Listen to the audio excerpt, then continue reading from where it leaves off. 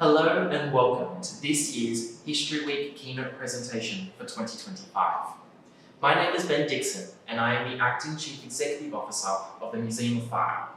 It's a true honour to be able to represent the museum today, to have the opportunity to speak on behalf of our organisation for this annual celebration of history, reflection and storytelling. At the Museum of Fire, we have always embraced the opportunity to contribute to History Week. As a museum devoted to the preservation and interpretation of firefighting history in New South Wales, events like this are the lifeblood of our work, just as water is the lifeblood of firefighting itself. Each year, the History Council of New South Wales selects a thought-provoking theme to guide our conversations and celebrations.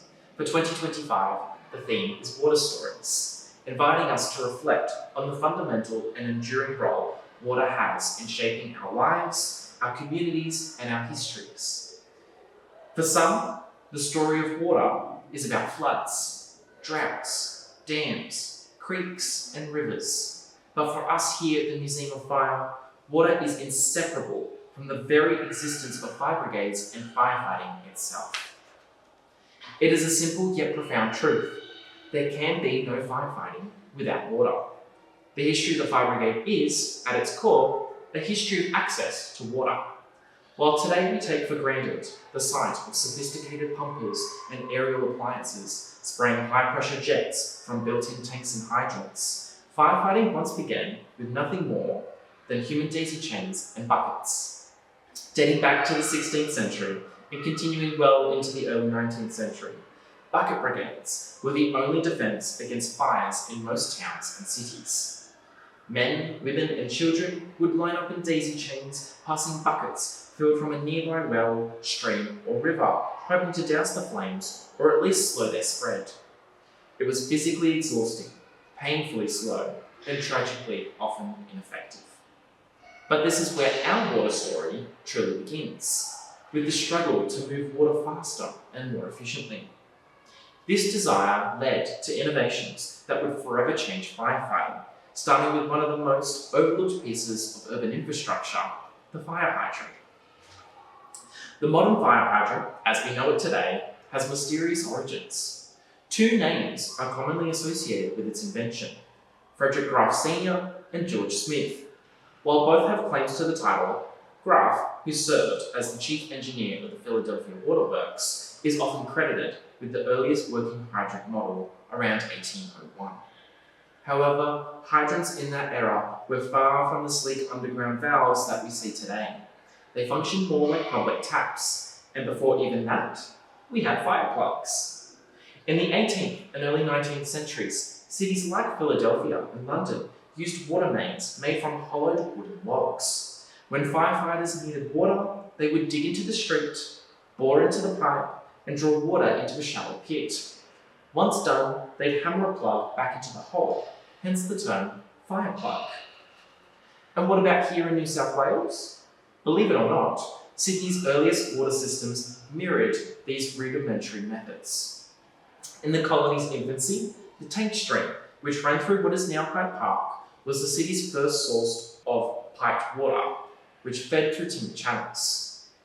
In the 1820s, water was redirected from the Lachlan Swamp via a massive tunnel known as Busby's Bore. And by the 1850s, modernisation brought iron and steel mains and expanded reservoirs like Prospect, pulling water from the Nepean River system to serve a growing city. This leap in water infrastructure coincided with the emergence of organised firefighting. By the 1840s to the 1850s, volunteer and insurance-based fire brigades were forming, but crucially, only where water infrastructure could support them.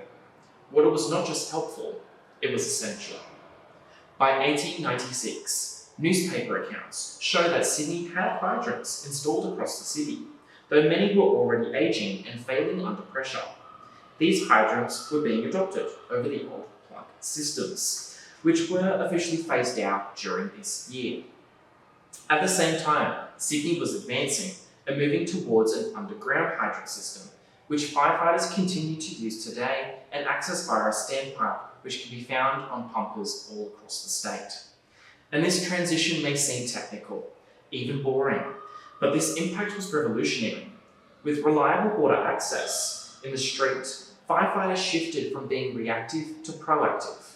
Engines could arrive and immediately hook into the main water supply, response times improved, fire losses dropped, insurance rates stabilised, and communities became safer.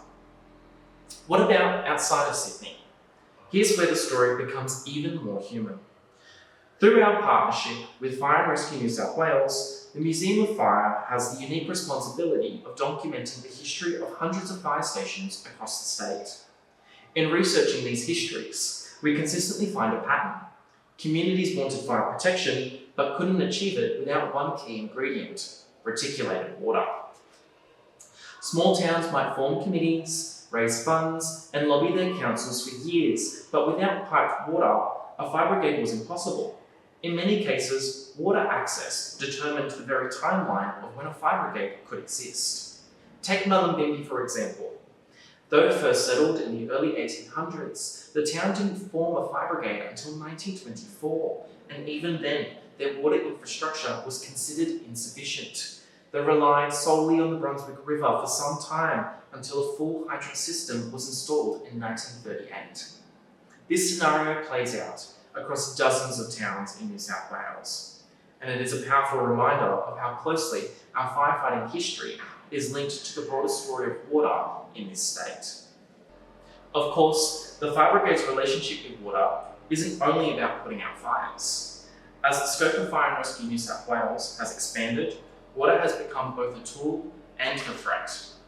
In 2001, then senior firefighter Tony Waller, now a member of our board of directors, undertook a prestigious study tour to Los Angeles, examining their swift water rescue programs. His findings transformed our approach here in New South Wales, where upon his return, Tony helped design Fire and Rescue New South Wales' first water rescue training curriculum, first implemented in select units and later rolled out statewide. During the devastating 2011 Queensland floods, Fire and Rescue New South Wales deployed these specialist crews, setting a precedent that would repeat in many future flood events. By 2015, water rescue training became mandatory for all Fire and Rescue New South Wales recruits, and 50 stations were identified to be designated specialist water rescue units, a milestone in the evolution of the modern firefighter here in New South Wales. Today, water is both the medium and the mission. Firefighters now work in water, around water, and against water, whether that be in flood rescue, storm response, or mitigating hazmat emergencies in our waterways. In reflecting on this year's theme of water stories, I am struck by just how inseparable water is from the history of firefighting. Without water, the fire brigade would not and could not exist. From hydrants to hoses, from reservoirs to rivers, from bucket brigades to standpipes, the entire firefighting profession has evolved in tandem with how societies manage and distribute water. And yet, this is not just a technical story, it's a human one. Behind every hydrant is a city that planned for safety. Behind every river bucket was a neighbour trying to help. And behind every fire truck is a team ready to risk their lives. And behind every museum is a team like ours, working to remember them all. Thank you for joining us today for History Week 2025. It is now my pleasure to introduce our next segment, the announcement of the 2025 History Award, which will be presented by our museum's acting curator, Ella Murtagh.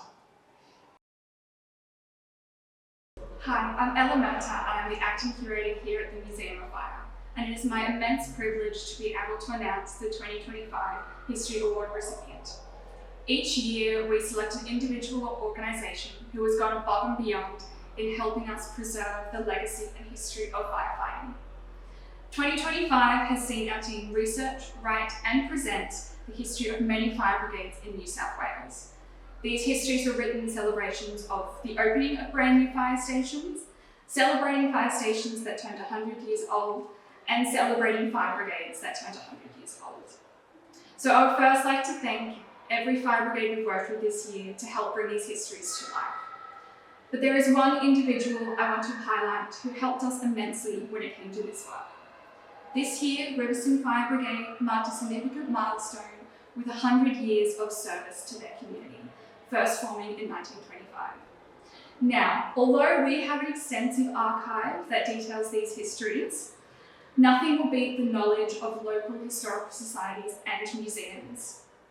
We have the privilege to work with many historical societies around the state, so they are able to give us that knowledge and insight that truly makes the history feel personal. So this is why I'm happy to announce that our 2025 History Award recipient is Rosemary Phillips from the Riverstone Historical Society. Rosemary helped us immensely this year, providing even more historical records and photographs to add to the history of Riverstone Fire Brigade. And she played a key role in liaising with the Fire Brigade and helping bring the event to life. So thank you very much, Rosemary, for your contributions this year in helping us preserve the history of Riverstone Fire Brigade. Now I'd like to hand back to Ben Dickson to announce the Museum of Fire's 2025 Life Member. Hello again. It is both an honour and a privilege to stand before you today as we mark a significant moment for the museum, the awarding of our 6th ever Life Membership.